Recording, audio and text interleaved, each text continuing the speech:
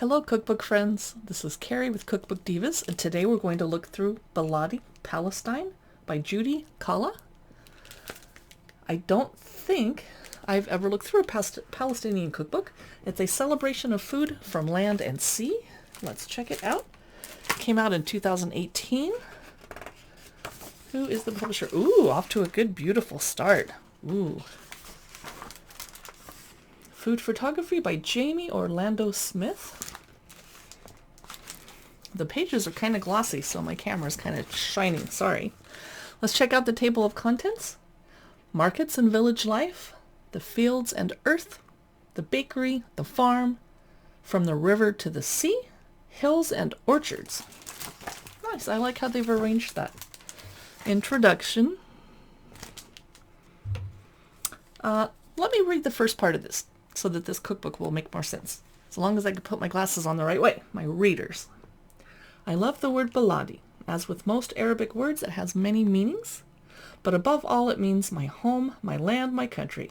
To me, Palestine is all of these things, and not just in a geographical sense, but in the sense of my life and my family too.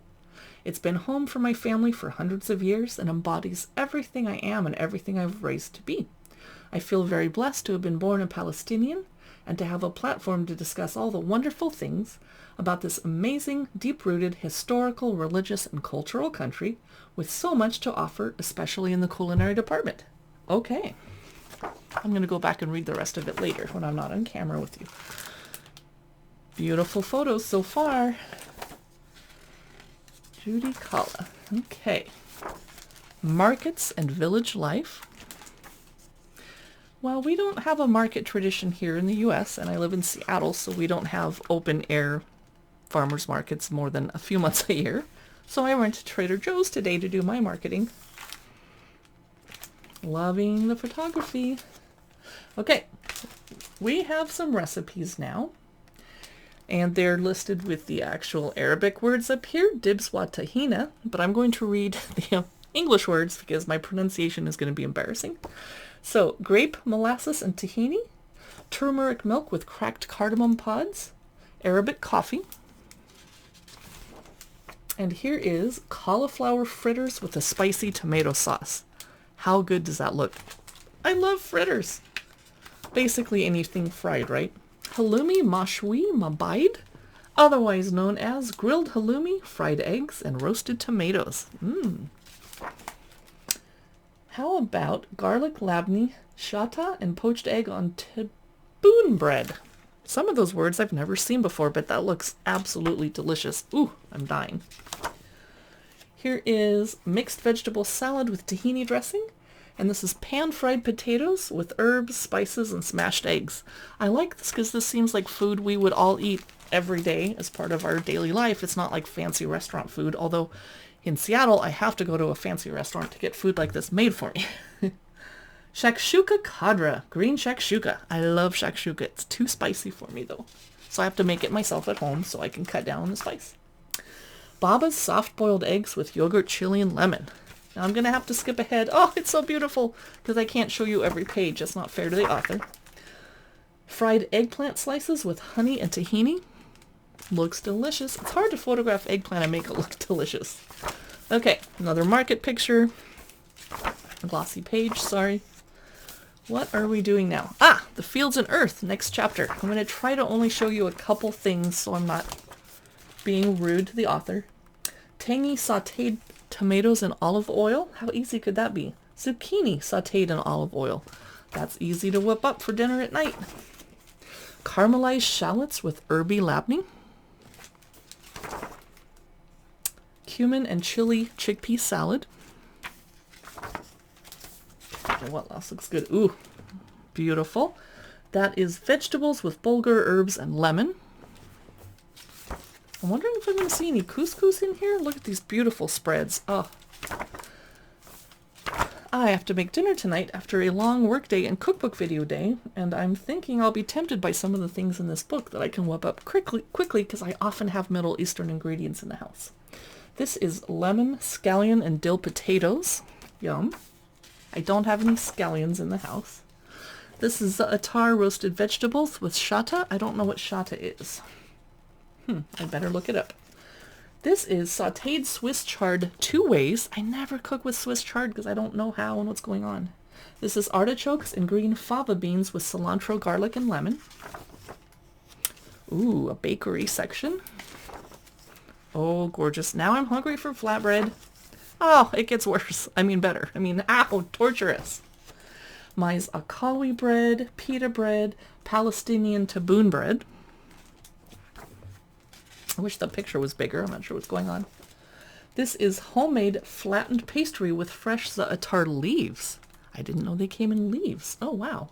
And a couple little step-by-step photos. I wish they were bigger and more of them, but it helps.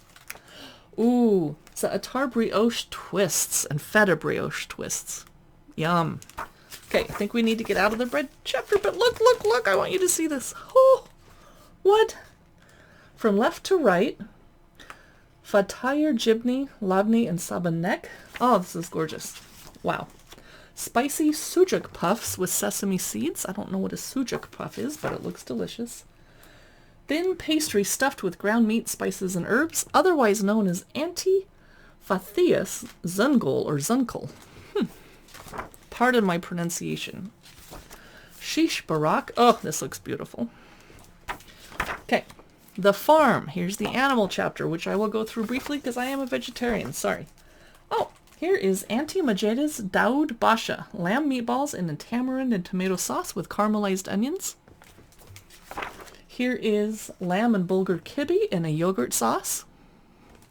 Although they spell it kibbeh. I don't know how to say it. Auntie Najwa's kubbi naya. This is raw ground lamb with delicate spices. Raw? No, please cook it. Okay, lamb and Egyptian rice with cinnamon, nutmeg, and peas or fava beans. Wow, this is traditional Gazan lamb stuffed carrots.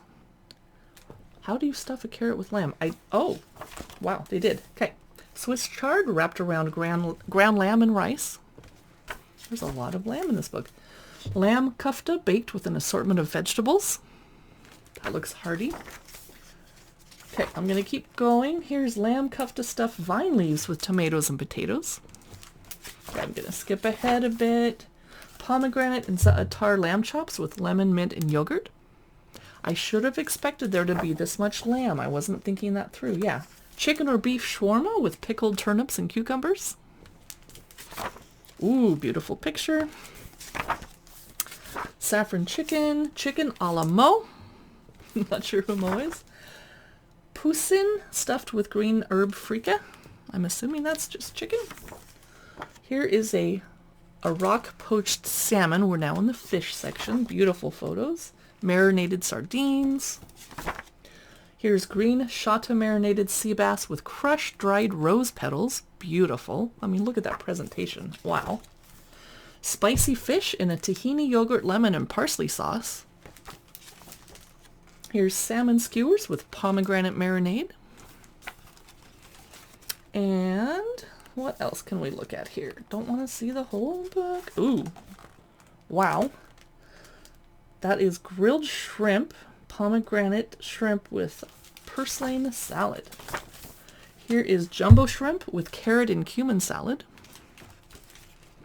And now we're in the Hills and Orchards chapter, starting off with some beautiful beverages. Moving on to some beautiful foods, but I don't know what they are. Here's pickled olives. I'm too lazy to make my own. Ah, here's where they're getting the olives ready to be cured. That's a lot of work. Baklava. Here's Warbat Bil Ishta. Phyllo pastries filled with sweetened cream. Yum.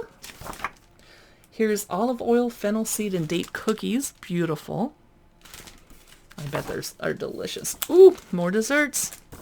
Gonna have to look at the cookbook to find out what that is. Rose and pistachio eclairs, pistachio puff swirls, pistachio cookies. Cute.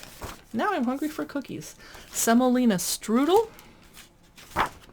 And a semolina and sweetened cheese bake with lemon sugar syrup. Wow. I think we're about at the end. I'll show you a fenugreek cake. Wow.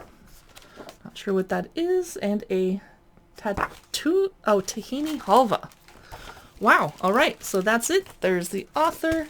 That was amazing. Baladi, Palestine. I want to cook so many things out of this, but not the meat and fish, but you can. Thanks for watching this cookbook look through and review from Cookbook Divas. You can find more of them on our website.